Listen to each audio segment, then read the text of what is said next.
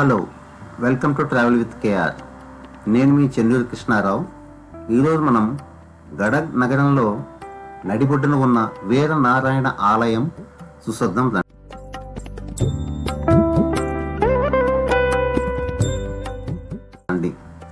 ఇది 11వ శతాబ్దంలో కళ్యాణి చాణక్యులు నిర్మించినట్లు తెలుస్తుంది. గడగ్ నగరం భారతదేశంలోని కర్ణాటక రాష్ట్రంలోని గడగ్ జిల్లాలో ఉంది. ఆలయంలో ప్రధాన దేవత హిందూ దేవుడు నారాయణ, వీరనారాయణ అని కూడా పిలుస్తూ ఉంటారు. ఇక్కడ శిల్పకళ చాలా అద్భుతంగా ఉంటుంది.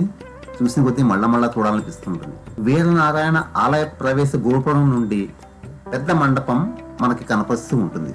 ఈ మండపం నుంచి ప్రవేశ ద్వారం నుంచి లోపలికి వెళ్ళంగానే మనకి గోపురాలు కనిపిస్తాయి. ఈ గోపురం దాటి అంటే మహామండపం లేదా పెద్ద మండపం, పెద్ద హాల్ అంటారు దీన్ని, వెళ్ళంగానే లోపల మంటపం మరియు గర్భగుడిలోకి మనకి దారి మనకు కనిపిస్తూ ఉంటుంది. ఎన్నో విశిష్టతలు ఉన్న ఈ దేవాలయం పురావస్తు శాఖ ఆధీనంలో ఉంది. అంతా చాలా బాగుంది. ఇక్కడ చుట్టుపక్కల అంతా చూసినా కానీ చాలా అంటే క్లీన్గా ఉంది.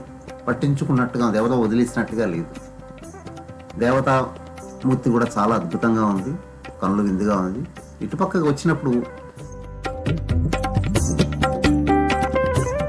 ఇక్కడ కనిపిస్తున్న స్తంభం చూసారా, ఇది ఈ ఆలయంలో ప్రసిద్ధ స్తంభం. అంటే ఆలయంలో పెద్ద మండపంలో ఉంటుంది. దీన్ని కుమార వ్యాసుని స్తంభం అంటారు. ఇక్కడ ప్రముఖ కవి తన కన్నడ ఇతిహాసం మహాభారతం యొక్క వెర్షన్ రాసినట్టు తెలుస్తుంది. దీన్ని కుమారవ్యాసు భారతం లేదా గొడిగిన భారతం అని పిలుస్తారు. అంటే 1425-1450 కాలంలో జరిగినది ఇది. గడగ నగరంలో ఉన్న ఈ చిన్న చిన్న దేవాలయాలను చూడండి. మీతో పాటు ఎప్పుడు చెప్తూనే ఉంటాను, యువతను కూడా తీసుకువెళ్ళండి. వాళ్ళకి మన పరిచయాన్ని, మన గతాన్ని పరిచయం చేయండి, మన ఆస్తులను కాదు. Thank you for listening to me. మరో వీడియోలో మిమ్మల్ని మళ్ళా కలుస్తాను. Thank you.